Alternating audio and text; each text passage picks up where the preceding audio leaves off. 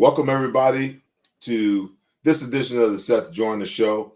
It is a lot to decipher, a lot to talk through, a lot to talk about.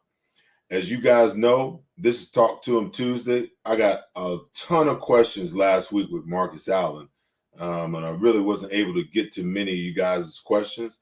So, per your request, per what I thought, would be a good week to implement Talk to Him Tuesday. Today is just me and you. I'm taking your questions. I'm taking your comments. I'm taking your rants. I'm taking your hot takes. Whatever you got, I'm answering them truthfully, to the point, straight, no chaser today.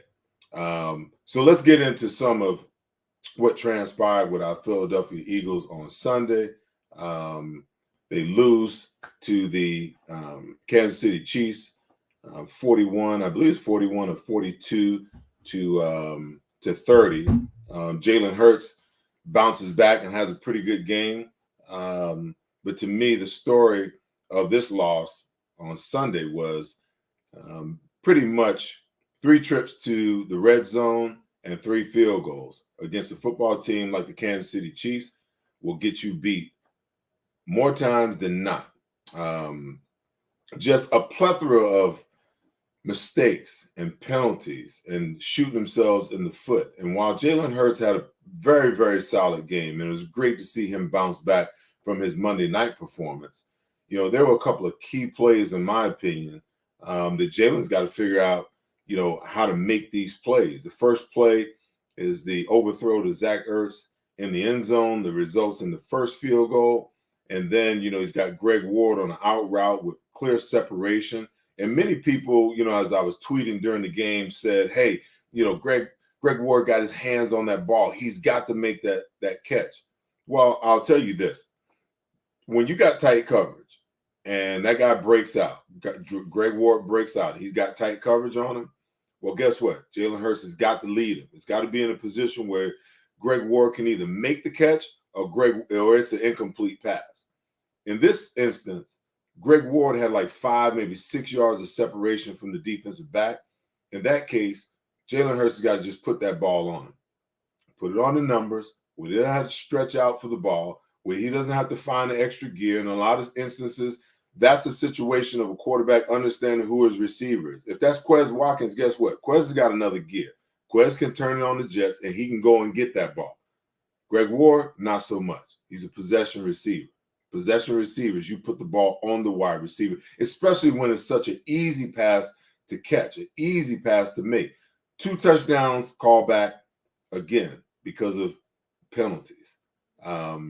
Today, Nick Sirianni in his press conference talked about, how he talked a little tougher to the team and was a little more adamant about, the penalties and how they need to get them under control. Listen, the Philadelphia Eagles through 4 games have 44 penalties. Okay, that's not even including the penalties that were turned down. But 44 penalties, that means they're averaging 11 penalties per game. That's not winning football. That's not disciplined football. And I would surmise that, Nick Sirianni, he probably need to have this conversation, this tougher conversation, this tougher come to Jesus with his football team weeks ago. That could have been the difference between this team winning and losing. When I see an array of penalties like this, there's 3 things that transpires, okay? You're either dumb and undisciplined, where, the Eagles have had some of that. You're either technically unsound or you get beat. Now, let me tell you this. Getting beat is a part of the game. The other guys get paid to play the game. They're great athletes as well. And guess what? From time to time, players are going to get beat, okay? The technical issues, that's coaching in my opinion.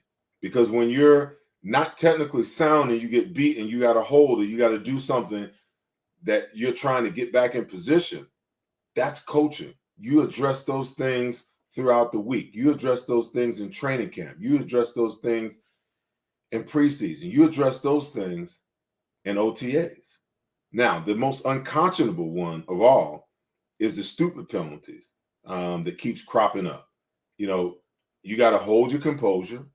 You got to know and you got to realize that, hey, if a guy does something to me, there's a time and a place for retribution. But you can't put your team in a situation, where you're starting off, 1st and 15, 1st and 20. You got a team in 3rd and 5 situation. Instead of making them earn it, you do something stupid and give up 15 yards, and now they got a first. They got a 1st and 10 because you just gave up 15 yards because you couldn't control your emotions. Nick Sirianni has got to get that under control. Now let's jump over to the defensive side of the ball, because as good as things were, as good as things bounced back on the defense, on the offensive side, they look just as bleak over on the defensive side. Okay, the Philadelphia Eagles have given up 41 and 42 points over the last 2 weeks to the Dallas Cowboys and the Kansas City Chiefs. Okay, the overriding thing that I see is a lack of the ability to make adjustments in game to take away the things that your opponent is doing. And when you're playing against good offensive coordinator, Kellen Moore, hey, listen, he may be young, but he's a good offensive coordinator. You're playing against Eric Bieniemy and Andy Reid. You think those guys in game don't have the capability of making adjustments? And you have to meet those adjustments in game in order for you to win.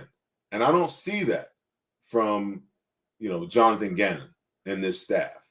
I tweeted during the game when Eric Wilson got caught one-on-one on Tyreek Hill. I'm like, how is it that a linebacker gets matched up in one-on-one man-to-man coverage against one of the most prolific wide receivers, quite possibly over time, that the NFL may ever see?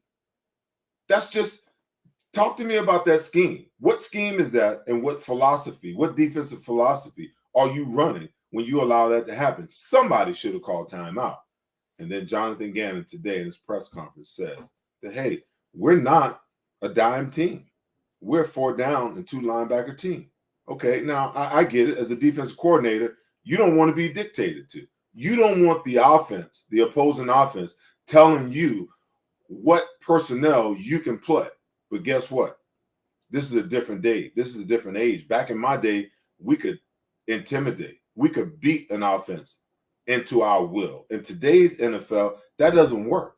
Okay, you're always, as a defensive coordinator, you're going to be dictated to from a personnel standpoint, because that's what offenses are trying to do. They're trying to create the mismatch. They're trying to get the linebacker on the wide receiver because they know that that's a matchup that wins. Okay, so it just confuses and confounds me that, first of all, he would even believe that he can coordinate a defense in the NFL and not have a dime defense, 6 defensive backs. Okay, it's even more unconscionable to me that he said it publicly, where every single defensive coordinator, 31 other teams, have an opportunity to know that, you know what, the Eagles don't have a dime defense. Guess what? We can create mismatches. We can get linebackers on wide receivers. We can get linebackers on tight ends that are, disconnected from the box. I mean, that blew me away. It absolutely blew me away. And I still can't believe that he had the gall to just say it publicly. Even if you believed it privately, that's not something that you communicate openly for the rest of the NFL to hear and see. Creates a lot of questions. The linebacker play continues to be abysmal, no matter who's in there, whether it's TJ Edwards, whether it's Eric Wilson, or whether it's Alex Singleton.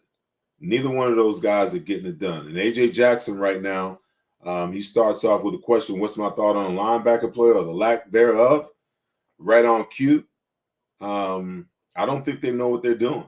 I don't think they're being coached to the maximum that they could be coached to.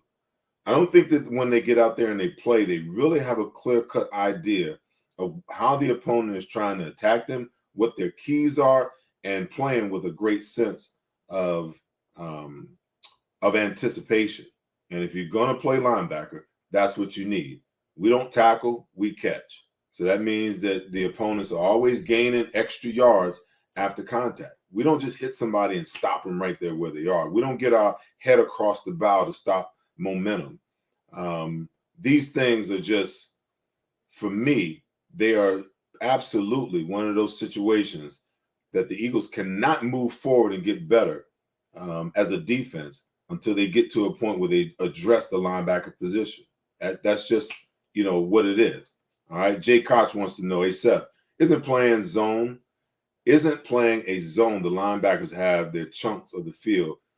Shouldn't they try to be closing in on the opposition when they're close to their area? Well, listen, the truth is every zone defense, linebackers have a landmark, okay? If you're in 3 deep and 4 underneath, the 2 inside backers, they've got the hooks, and you got, the outside guys, they're getting to the flats. They're just landmarks, though. As you get there, you got to be able to read exactly, what the quarterback is doing, and you got to be aware of the routes that are going on that are happening in front of you. If a guy's leaving, somebody's coming back. A lot of times when you get 2 guys that are crossing, they're trying to get you to chase one of them as they bring a 3rd guy behind. Those are things that, should be addressed during the week, in preparation, not only in film study, but also in weekly preparation as far as route recognition by the linebacker coach. Okay, this is their favorite route. This is what they like to get to. This is what they're trying to accomplish against cover 2, cover 3, cover 4, cover 6, cover 1. Okay, those are the things that you have to have conversations about in the game planning process with your linebackers in order for them to be successful. But yeah, they got a landmark they got to get to. But they also got to be aware of what's going on. They got to be aware of what the quarterback's eyes are doing so that they know when to break and where to break. Okay. Manny 10 Light wants to know, when your linebacker coach is 27 and lacks experience, it shows through the player's performance. And that might be true. I'm not going to say that this kid doesn't know anything, but I will say, you got to question the amount of experience that he brings to the table. When you've got players that are your age, right around the similar age that you are, what level of knowledge are you bringing those guys when they've already got 3, 4, 5 years in the league? And, suffice to say, you probably never played in the league. That's not a knock on him. That doesn't mean that he can't be a good quarterback, a good linebacker coach. But at the end of the day, when I look at these linebackers and I look at the lack of improvement that I see in them, that speaks to coaching. Because a linebacker, or any player for that matter, his advancement and his ability to develop will heavily be determined by the knowledge level that his coach brings to the table. It's one thing to tell a guy to get to a hook. It's another thing to tell him how, or to be able to show him how, or to be able to show him why they're not getting there.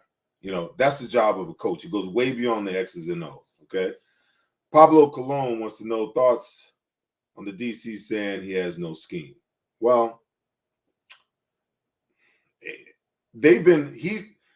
both OCs have been really, and that's Nick Sirianni on the offensive side of the ball, been really coy about their scheme and what they do, and being put in a situation where they're pigeonholed because this is our scheme. Now you can kind of zero in on what it is that we do.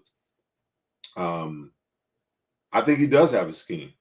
I think that he really wants to be, a 4-3, a 4-3 alignment scheme. But obviously personnel dictates how many linebackers you can have on the field. They try to disguise it with 5-man looks when they put 3 linebackers on the field and they actually line up in an eagle or a 30 front or a bear front.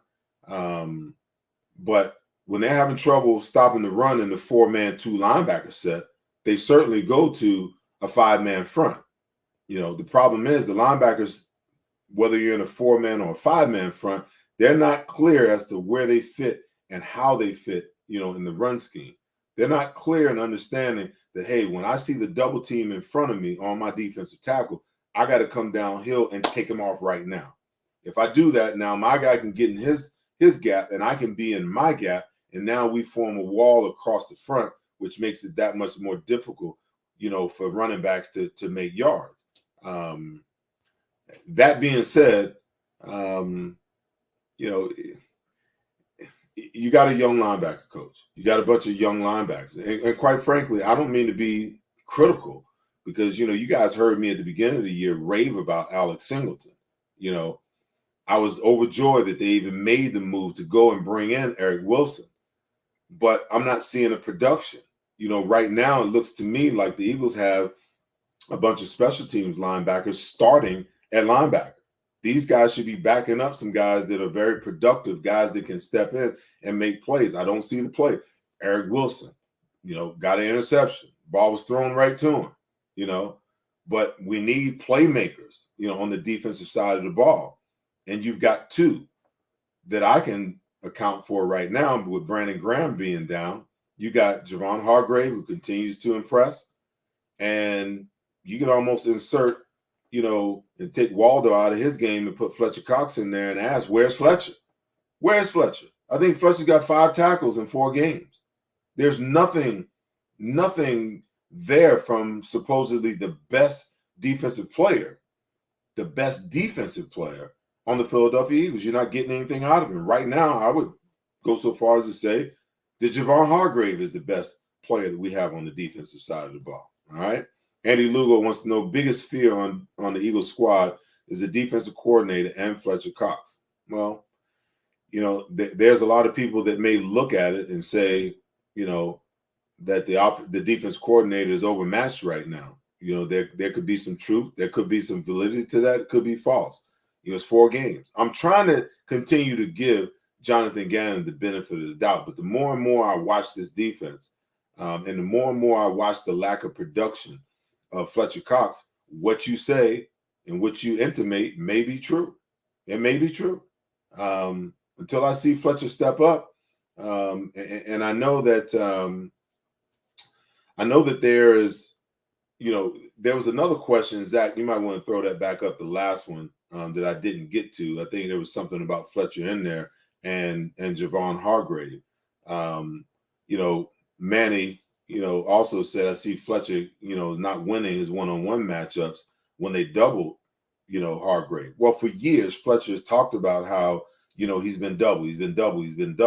Well, Hargrave has been, so productive. He's now the guy that's being double. And Fletcher, to your point, is not winning those one-on-one battles. I can't tell you why. I don't understand why. But at the end of the day, the thing that Fletcher has wanted the most, he's now getting it, but he's not getting it done when he has those one-on-one opportunities. All right. So we'll just listen. We got to continue to evaluate this and see where it goes. Zach, I don't know why you even put that up there, man. There's a process to these things. First of all, I got to become a linebacker coach, and then, we can talk about Seth Joyner maybe becoming, a defensive coordinator, maybe.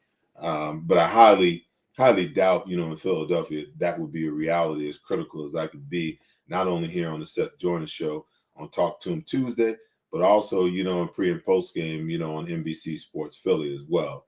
All right. So Anthony Bocci Pucci. Come on, man. Who puts that up as a name? Slay Darius was covering Kelsey. Why did they double Hill? Well, so let me just clear this up. I saw in his press conference the other night, the guy said, "Hey, Darius," and he was like, Slay. My name is Slay. His mama named him Slay. I'm gonna call him. His mama named him Darius. I'm gonna call him Darius. His name is Darius Slay. Good question. A lot of times, what the Eagles do, in certain situations, they don't necessarily match up their defensive responsibilities kind of fall to them, by way of where guys line up. So if you looked out there and you saw Travis Kelsey rather lined up and Darius Slay was on him, that's probably because he lined up out wide. To your point, you're trying to take him away.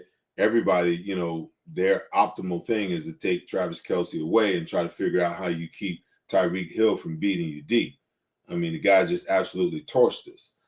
Whether we had a linebacker on him, a DB, a safety, no matter what it was, he just had a field day with 11 receptions for, 189 yards. But Um, I don't know. I have no answer for you for you as far as that's concerned, because when I see the inability to systematically move and make adjustments in game, that right there will kind of tell you why they couldn't take him away. Once you had Travis Kelce under control, then your attention, after Hill started to heat up, your attention should have been, okay, now we're going to move to plan B of our game plan, how to take him away, take away Hill. And if you didn't have that incorporated in your game plan, then your game plan was incomplete. All right. Mike McClain wants to know, Darius loves to follow the best receiver, and Gannon's not letting that happen. Well, that may be true. We don't necessarily know. The problem with guys traveling, it's a dead giveaway, especially for a quarterback like Patrick Mahomes, that they're in man coverage. Okay, so if you take Darius Slay and you put him on Tyreek Hill and you match him, and now Tyreek starts to move around, which they do to also confirm the fact that you're in man-to-man coverage.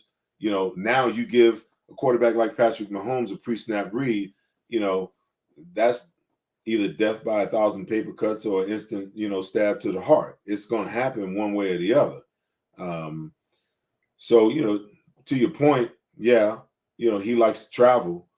But I think there are certain situations where you should have him travel, where there's a clear-cut situation where and they know that you have to be in man, because you're either bringing pressure and you're not disguising it. It's zero coverage right now. That quarterback, when he lines up, he's looking and there's no safety there. Or you're trying to disguise and you have practiced where you can get him lined up out of position, and yet he knows where he's supposed to drop.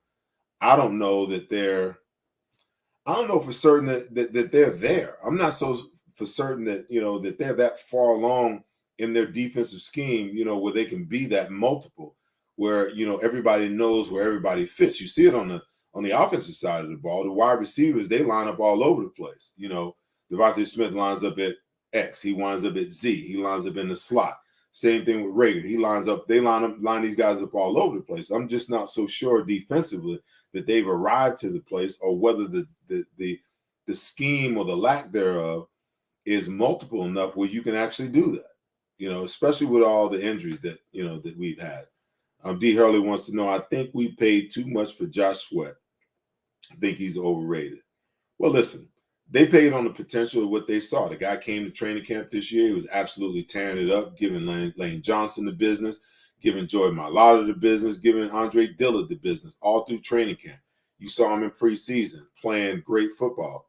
Now that he's been thrust into the starter's role, you don't see the ability to show you multiple pass rushes. The thing that bothers me the most about Josh Sweat at this moment in time is that he plays every down like it's a pass down. And you can't do that as a defensive end. You got to understand the circumstances and the situation and understand when it's a pass and potentially when it may be a run. Okay, listen, if it's third down and long, they got to throw the ball. Okay, and you're relying on your linebackers and your safeties. If it's third and long, real long, that if they go delayed draw, that those guys are going to react and they're going to come up and they're going to make the play. Light your hair on fire and go get them. Okay, but on first and second down, when you're not sure whether they're running the ball or whether they're passing or whether it's a screen and you're running yourself out of the play, that's counterproductive to the integrity of the defense and what you're trying to do. The other thing is both he and Derek Barnett, have no rush discipline whatsoever. If you're going to rush the passer, and both defensive ends are trying to get pressure upfield, then what has to happen? There has to be some communication. Okay, one guy's going to rush hard upfield. The other guy is going to rush to the quarterback's level and then dip back underneath, preferably the guy just to the side where the quarterback's got his back to him. Now, that means that you got to be understanding and seeing what's going on, because if his progression is left to right, then the left defensive end, hey, he's going to be the guy that needs to rush up the field, or he's got to be the guy that rush underneath, I should say, because the quarterback can't see him. So when the quarterback steps up from the pressure on the other side, when he steps up, at least you got a guy that's folding underneath to be able to make the tackle. But you got both guys rushing the quarterback up the field no matter what the circumstances are. And twice they ran right by Patrick Mahomes. He stepped up into the gap and took off and ran and scrambled, for a first down. It's just undisciplined football, and you're not going to win that way. Last year, we dealt with guys just completely losing, containment. This year, we're dealing with guys that are over rushing the quarterback and not having any discipline as far as their rush lanes are concerned, or no cohesiveness with the other guy coming from the other side. All right. Lawrence Melton wants to know, do you think some of the young guys, defensive lineman Williams, linebacker Taylor, Bradley, should get a shot? I know and the young guys, but they could prove a spark. They could provide a spark.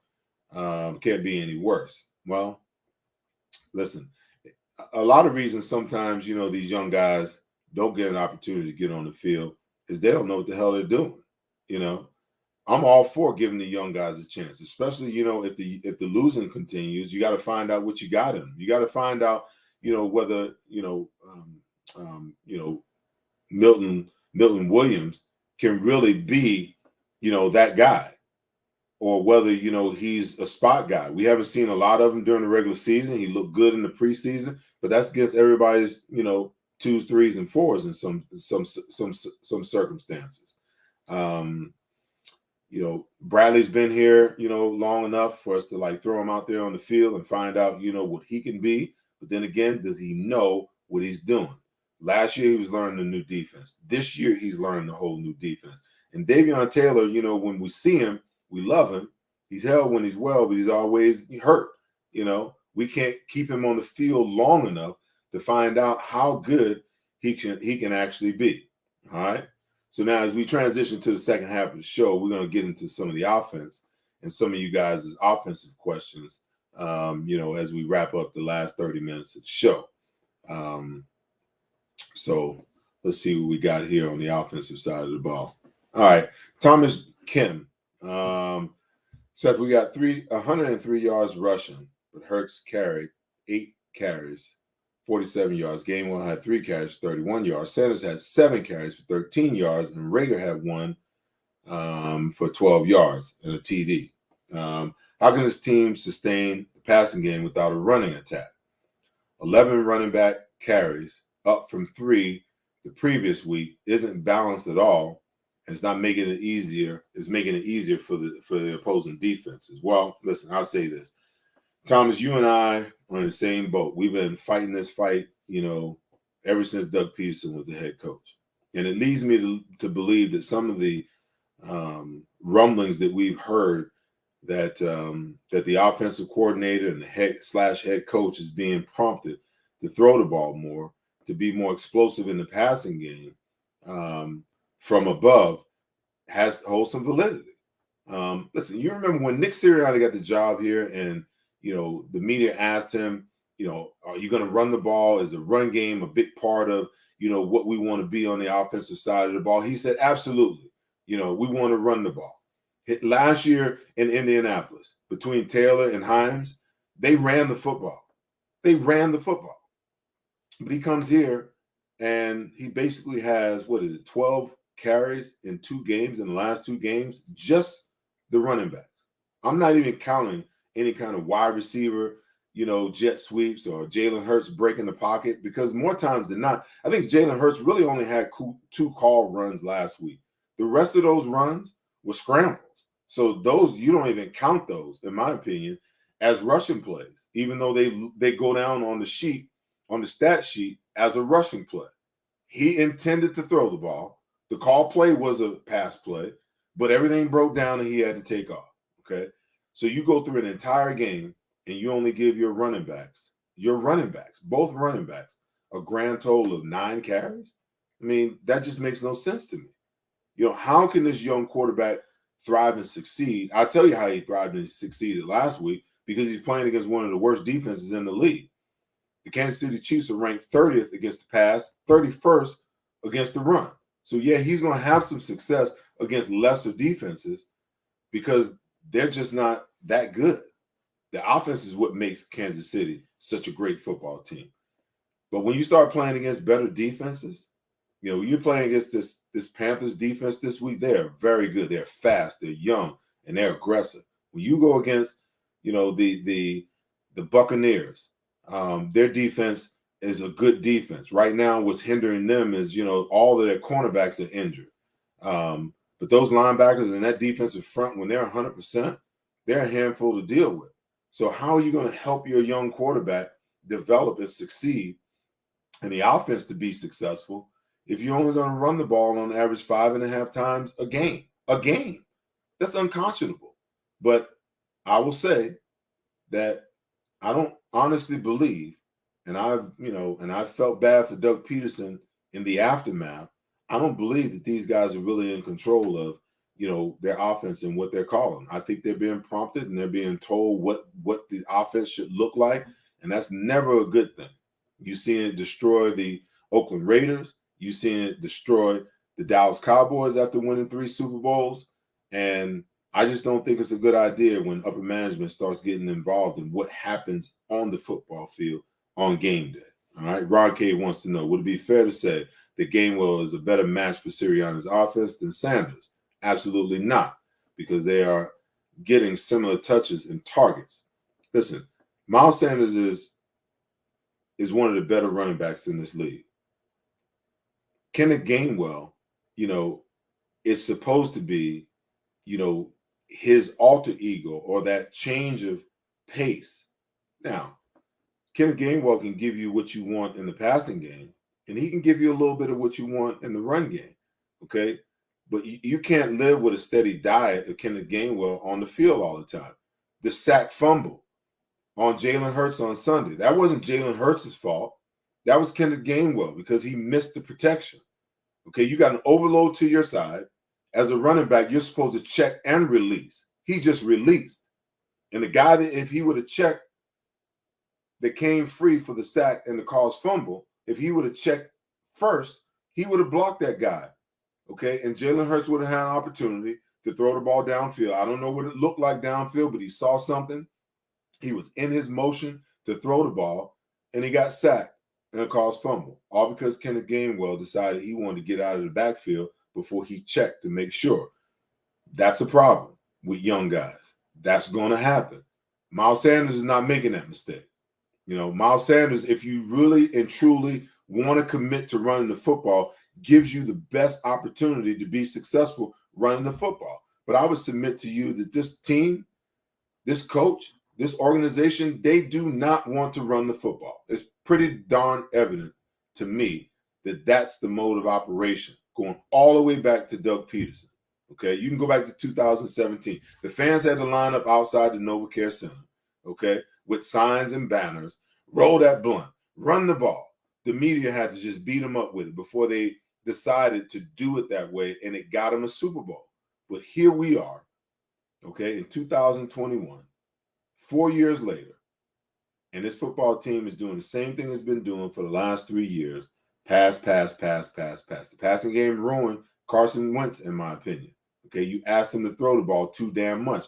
40, 45, 50 times a game, without an offensive line and with no running game. That's a recipe for disaster, So listen, get Miles Sanders going. He's got to be the most frustrated guy in the world from a running back standpoint, because the guy's only averaging 10, 11 touches a game. And he is just too damn good of a running back and too good of a overall running back to get that few touches on a game-to-game basis, okay? Pablo, again, with 4 to 5 O-linemen out, what's easier to do, run or pass block? Listen, if you look at that game, you'd be hard-pressed to tell me that those 4 replacements didn't play a pretty damn good game. It's easy to make an excuse when you lose a game and point the finger when you lose a game at those guys in their first opportunity, their first chance, okay? Jalen Hurts held on to the ball, those 3 sacks. I wouldn't say that they all belong to the offensive line. You got to have an internal clock, 1001, 1002, 1003. If that ball ain't out of your hand, you better be thinking about exiting stage left, But Jalen sat in there and he got sacked. But I thought the offensive line, given that you had so many young guys, I thought they held up pretty darn good. They held up pretty darn good. Now, you asked the question, given the fact that you got all these young guys, is it better to run the ball or pass the ball? Listen, every offensive lineman, if you're on this level, if you're on the NFL level, okay, the one thing you can do is you can run block. A lot of guys come into the league with the ability to run block, but with deficiencies in their pass protection. So then therein lies the development of these young players. Okay, but don't tell me that if they were committed to the run game, that they couldn't have turned around and hand that ball off 30, 35 times during that game and been in a situation where they could have controlled the clock and controlled the possessions that Kansas City got. You know, it's a lot easier to run the football with young linemen, and especially when you have 4 new guys in there, than it is to put your offensive line in a situation where you got backups, and these guys are backups for a reason, and you throw the ball 40 something times. That just doesn't make football sense to me. All right. So Craig wants to know how come Boston Scott has not been seen on the field this season, running or in the passing game out of the backfield. Well, when you on day 2 draft a running back, and he shows you the kind of upside that Kenneth Gainwell is showing this organization, of course they're going to want to kind of push that guy and the number 1 guy as much as they can. You know, people will say, and Nick Sirianni will say, hey, you know what? We don't pay attention to that kind of stuff. We just pay to play the best players that gives us the best opportunity to win. But you can't tell me that everything that Boston Scott has done the last couple of years on this football team hasn't warranted him having at least 5 or 6 touches a game. You haven't seen him. You haven't seen him because they made the commitment to not really run the football. They're going to, limit Miles Sanders' touches. And Kenneth Gainwell gives you so much that you can do in the passing game. I like to see them, try to figure out how you can get, both of these running backs on the field at the same time. Get Kenneth Gainwell and Miles Sanders on the field at the same time. Get Kenneth Gainwell and Boston Scott on the field at the same time. Any combination of them, because they create matchup nightmares, and you force the hand of defenses in all probability to go to dime coverages. So now you can run the ball and one guy can be a lead back, or you can go to a second, a one back set and turn around and hand it off to a light box. There's so many different things that you can do. But the truth of the matter is they just, they don't value the position and they're not utilizing that position for production. And it's just sad to see that happening. Ron Potter wants to know, where's the bubble screen behind Miles Sanders? Listen, teams know that this offense is, for the most part, a college offense. You're going to get 3 to 4, maybe 5 bubble screens a game. So defenses aren't necessarily worried about, the speed of our offense and our wide receivers. So a lot of times what you see is guys up close to the line of scrimmage playing close to the line of scrimmage. That makes it that much more difficult for bubble screens, whether they're going to wide receivers or even if you line up Miles Sanders out there, way outside and throw him a bubble screen out there. The fact that guys are lining up so close to the line of scrimmage makes it that much more difficult to get offensive linemen pulled out there to be part of the blocking scheme. So all of those little things, come into play. We all got great ideas. We all got thoughts about, how the offense should be run and so on and so forth. But, at the end of the day, if you can't get people to back off, you don't take some shots down the field early and get people to back off. If you can't run the ball with any kind of consistency where you can force a team to drop the extra guy in the box, then all of those plays don't necessarily work. And that's just, the fact of it. David Collin wants to know, outside of penalties, Dilla played pretty well. Thoughts on his performance? Listen, I think the last 2 weeks he did play pretty well. I think knowing that, he's going to be the guy, until Mulata gets well, it's an opportunity for him to get some reps under his belt, an opportunity for, the organization to be a little more, to gain a little more confidence in him. He's played well. The only problem is he was drafted to be the heir apparent to Jason Peters, and he lost his job. Now that presents a major problem because as a former first-round draft pick, he's sitting on the bench, and the project just got extended, and he's now the starter. So what do you do? What do you do with a guy like Andre Dillard who can only play, left tackle? You got to figure out a way to get this guy to be able to play right tackle, and you got to figure out a way to get this guy to be able to play, maybe some guard position. But that comes with time, that comes with training, that comes with him having a willingness of being relegated to, a backup left tackle, wanting to, take on more and do more so that he can get on the field when there's injuries. But, listen, I thought he's played well. The penalties were, again, a little boneheaded because most of them were pre-snap penalties. But for a guy that found himself where he was at the end of training camp, I think he's acquitted himself quite well over the last 2 weeks, in a fill-in role for Jordan Mailata. But hopefully we get Mailata back this week and, start getting some of our guys back. That'll help. But at the end of the day, you're only as good as your weakest link. And I think he's acquitted himself well. What are your early thoughts? Craig wants to know on Quez Watkins and Devontae Smith through the first 4 games. Does Jalen Reagor belong in the slot instead of outside? Well, like I said earlier, they use these guys all over the place. It's clear to me that it is their intent to, highlight and get Devontae Smith going every single week.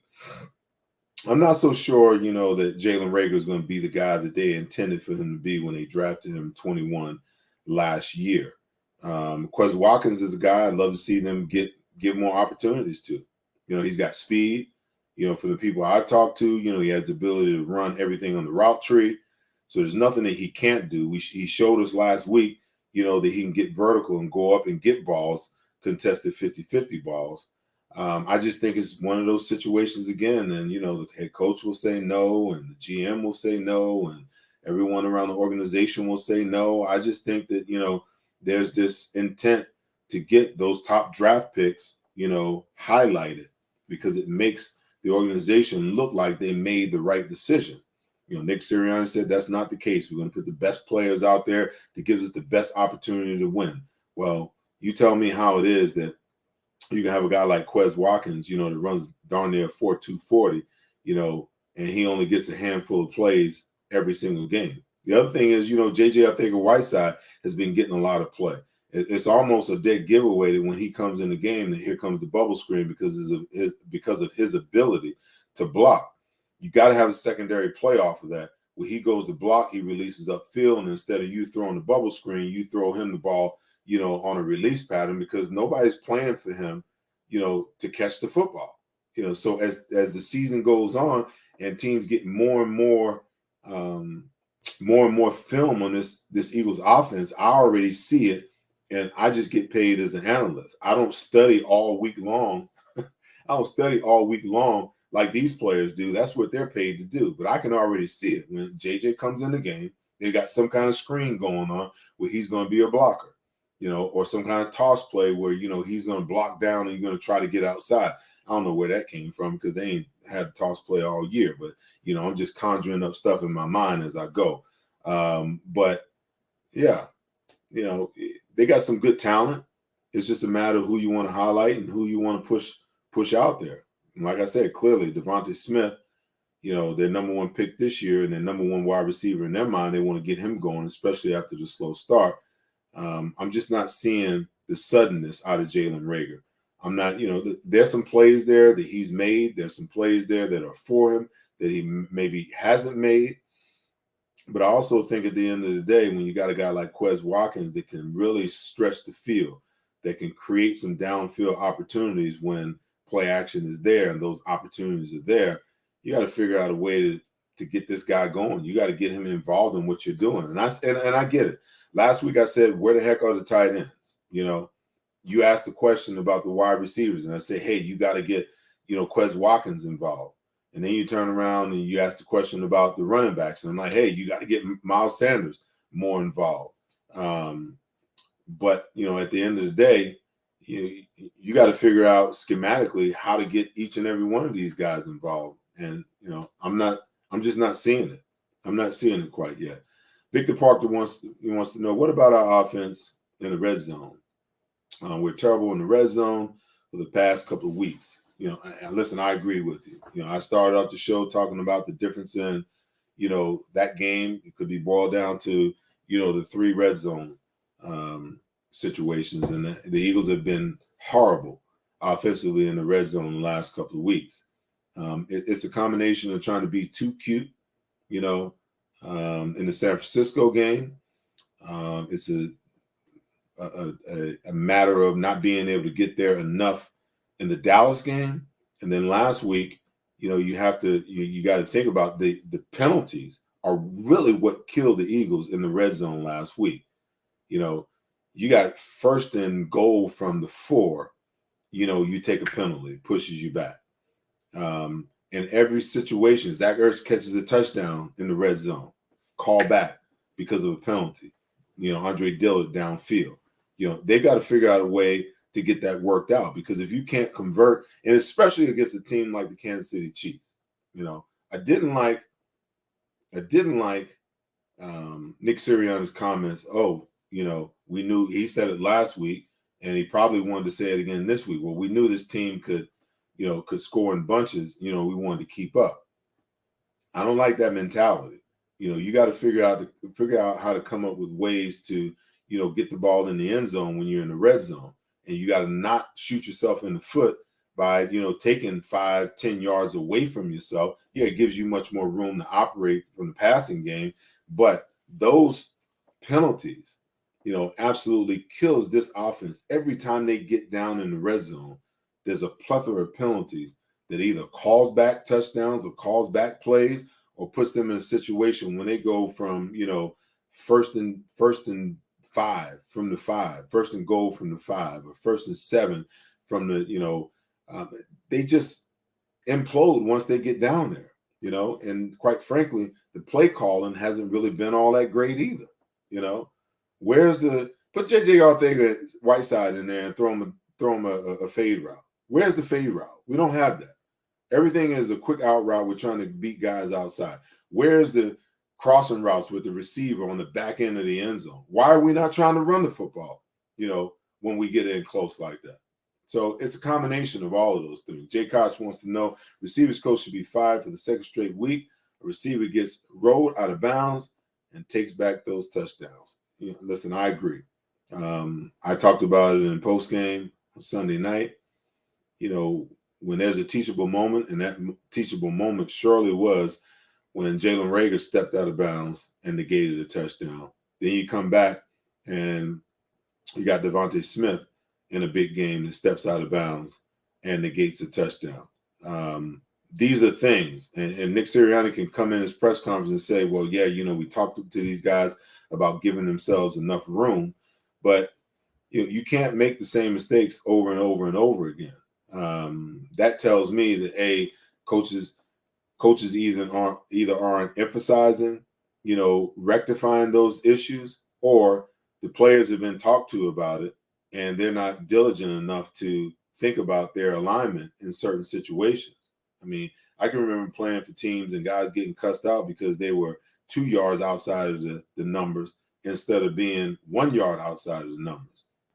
As far as spacing is concerned and how a play develops, all of those little small things, they're major intangibles on a team's ability to be able to execute, and when you're having touchdowns called back because of silly things like stepping out of bounds, getting too close and getting to the sideline and getting ridden out of this, out of bounds, when you got a offensive lineman downfield on a 3-step drop, something's wrong.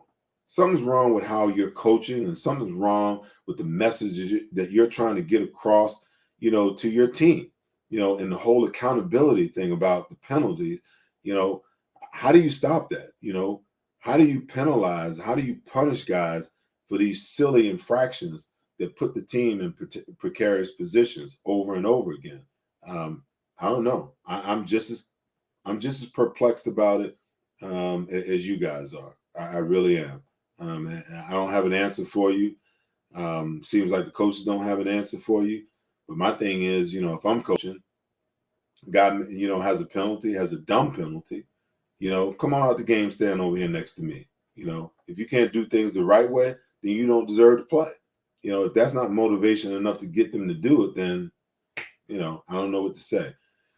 Craig wants to know, how is Landon Dixon play? Hey, listen, anytime that offensive linemen are not being talked about, that's a good thing.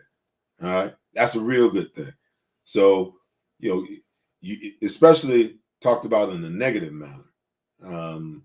I think he's played well. I think he's got a lot to learn because, coming from Alabama, they're a heavy run team, and playing center is a lot different than playing guard. I love that he has the multiplicity to be able to play, the center in both guard spots. I love his nastiness. I love his aggressiveness. I think he's more of an asset when you run the football. So, we haven't talked about his ability to, really be a force in the run game because, quite frankly, we haven't run the damn football enough, to see what he brings to the table. But the passing side of it is always going to be, a big learning curve for a guy like that because, listen, you're playing against defensive tackles that got all the tricks in the book. This ain't Alabama. He ain't playing against LSU or Clemson. You're playing against the best of the best every single week. So these guys know how to operate and they know how to use their hands and they understand how to get you off balance one way, so that they can go the other way. They got all the tricks of the trade. He's got to learn how to set a little faster, all of those things, so he can anchor down and sit down on a guy rather than trying to quick jump him. And the guy's so fast that he's by him like that. But I thought I feel like, for a rookie, he's acquitted himself well. And again, like I said, when you're not hearing a guy's name consistently, that's a good indication that they're doing pretty darn good. And that's a bright spot for them. Thomas Myers wants to know, going into next year's draft, would you go mainly defense? That all depends on, how they refocus, how they see the game of football and how they see this team playing the game of football. If the onus is going to be on throwing again, then you better go get young on the offensive line. I mean, you got some guys, but, when you're talking about starting offensive linemen, you want bona fide guys that that when you plug them in, that they can get the job done, okay? Landon Dickerson is supposed to be the heir apparent to Jason Kelsey. If you can make enough good things happen, maybe you can get Jason Kelsey to come back for another year or two. That's the hope. So then you can kind of groom Landon Dickerson to take over, at the left guard spot. That's what I always envision. Then you got to go and you got to get some youth for right guard. And it looks like Jack Driscoll, is going to be a good fit, to take over for Lane when he's gone. But that means that you need some more depth there. Do you need some defensive help? Absolutely. You need a bona fide safety. You need, beyond a shadow of a doubt, you need some hellraisers at linebackers. And I'm not talking about special teams guys that you draft in the 5th, 6th, and 7th round. I'm talking about some guys that you pick up, in the late 1st, 2nd, early 3rd round. And then, obviously, with Brandon Graham and his age and, now with this injury, you're not sure what you're going to get from him when he comes back. You need more depth at the, at the defensive end position. Quite frankly, Derek Barnett is probably out of here after this year. Ryan Kerrigan looks like he's already done. They're not getting much out of him. So right now, what do you have? You got Josh Sweat, and that's it. So that's a position that needs to be addressed. And I'd really love to see the Eagles go and get a defensive end that's a true defensive end. All of these guys kind of look the same. Josh Sweat is a little different because he's a little taller. He's about, 6'5".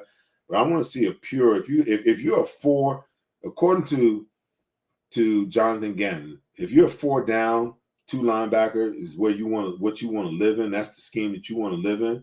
And you better go get you some damn bona fide defensive ends, some 4-3 defensive ends that are 6'5", 6'6", 275 to 285 pounds.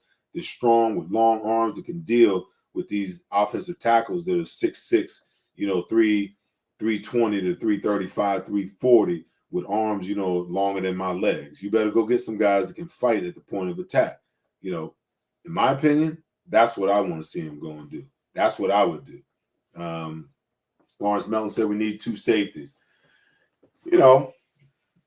Yeah, I'm not so sure you need to address it with 2. I mean, you can go and get 1. I'm pretty sure that they're still going to continue to give Kevon Wallace an opportunity, to show what he can do, where they drafted him last year.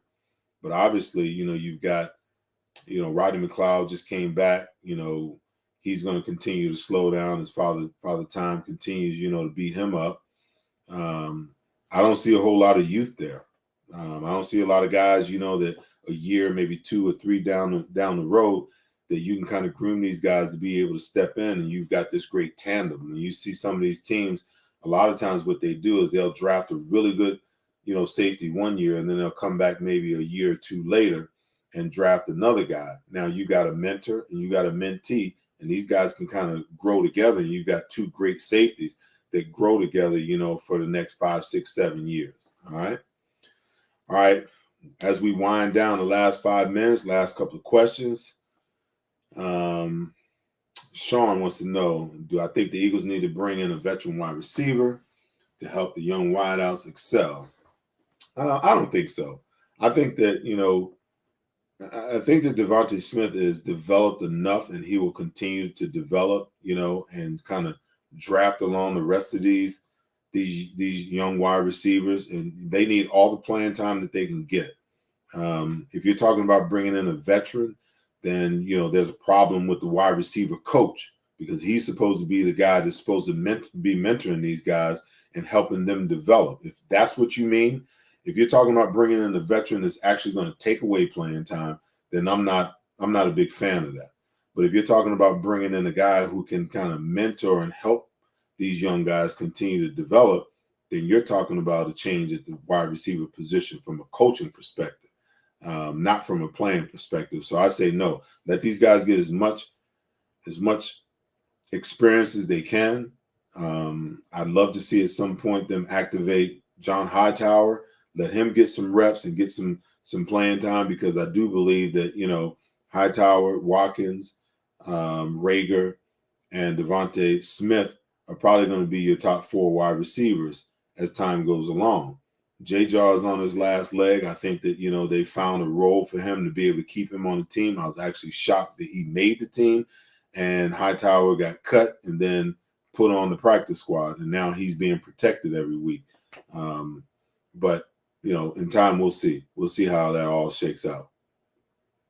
Craig wants to know, how can the Eagles offense move the ball this Sunday against a tough Carolina defense? Listen, if they don't run the football, and Carolina doesn't necessarily have the greatest pass rush, but what they do have is they got a lot of young guys that are coming into their own.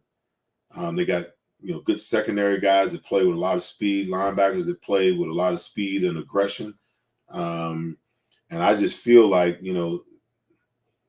the Eagles have got to figure out how they're going to negate this defense. Are you going to negate it, running the football and allowing play action pass to be a big part of, how we throw the ball?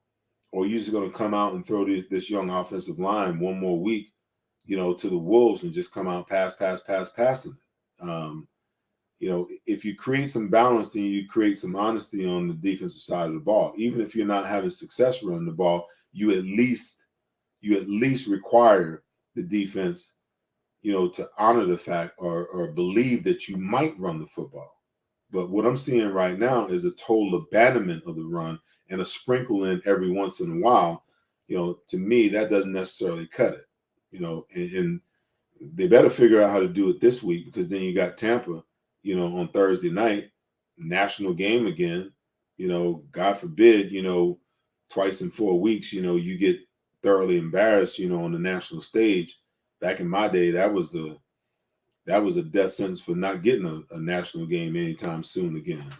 But I don't know. I mean, as you watch this team, we're all trying to figure out what is it that Nick Sirianni is trying to do, and what it is that he needs to do. What it is that Jonathan Gannon is trying to do, and what he needs to do. And as the world turns, we'll keep watching and seeing what they're doing. Zach wants me to give a prediction for Sunday versus the Panthers. Y'all gonna have to tune in to pre and post game on NBC Sports Philly to get that. I can't give y'all that this early in the week. Romeo says, well, I missed his, but Jay Koch says 32-23 Panthers. Romy says 21-14 Eagles. Hey, we'll see. We'll see. Hey, listen, that's the show for today.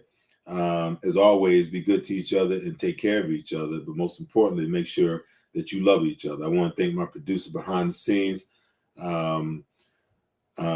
Zach James from Rebel Hill. Awesome having you on board today. Make my life so much easier.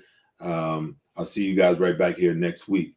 As always, fly Eagles fly. Let's figure out how to get it done. And we'll be right back here chopping it up, beating it up all over again. Peace. I'll see you guys next week.